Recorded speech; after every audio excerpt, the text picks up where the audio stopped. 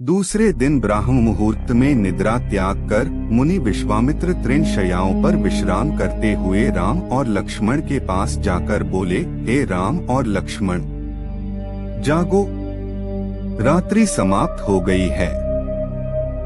कुछ ही काल में प्राची में भगवान भुवन भास्कर उदित होने वाले हैं। जिस प्रकार वे अंधकार का नाश कर समस्त दिशाओं में प्रकाश फैलाते हैं, उसी प्रकार तुम्हें भी अपने पराक्रम से राक्षसों का विनाश करना है।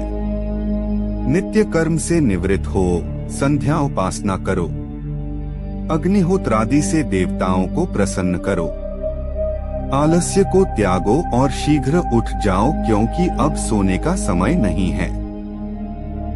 गुरु की आज्ञा प्राप्त होते ही दोनों भाइयों ने शय्या त्याग दिया और नित्य कर्म एवं स्नान ध्यान आदि से निवृत्त होकर मुनिवर के साथ गंगा तट की ओर चल दिए।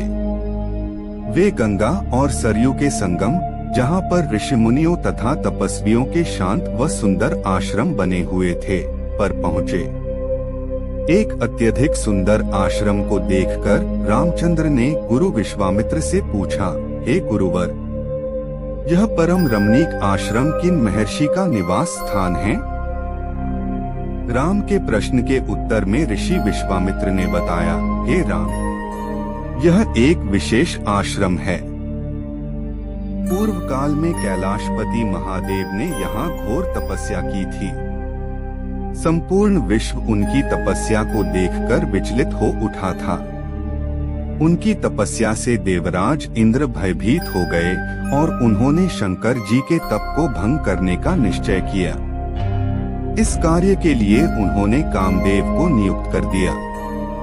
भगवान शिव पर कामदेव ने एक के बाद एक कई बाण छोड़े, जिससे उनकी तपस्या में बाधा पड़ी। क्रुद्ध होकर महादेव ने अपना तीसरा नेत्र खोल दिया।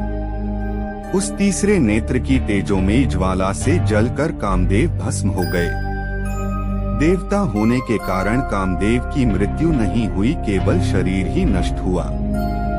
इस प्रकार अंग नष्ट हो जाने के कारण उसका नाम अनंग हो गया और इस स्थान का नाम अंगदेश पड़ गया।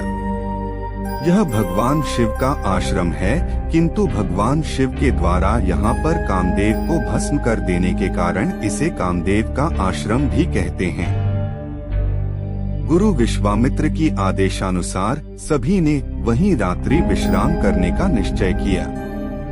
राम और लक्ष्मण दोनों भाइयों ने वन से कंदमूल फल लाकर मुनिवर को समर्पित किए और गुरु के साथ दोनों भाइयों ने प्रसाद ग्रहण किया।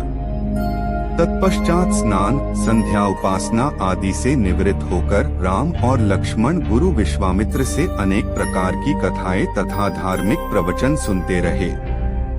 अंत में गुरु की यथोचित सेवा करने के पश्चात आज्ञा पाकर वे परम पवित्र गायत्री मंत्र का जाप करते हुए तृणशय्याओं पर जा विश्राम करने लगे।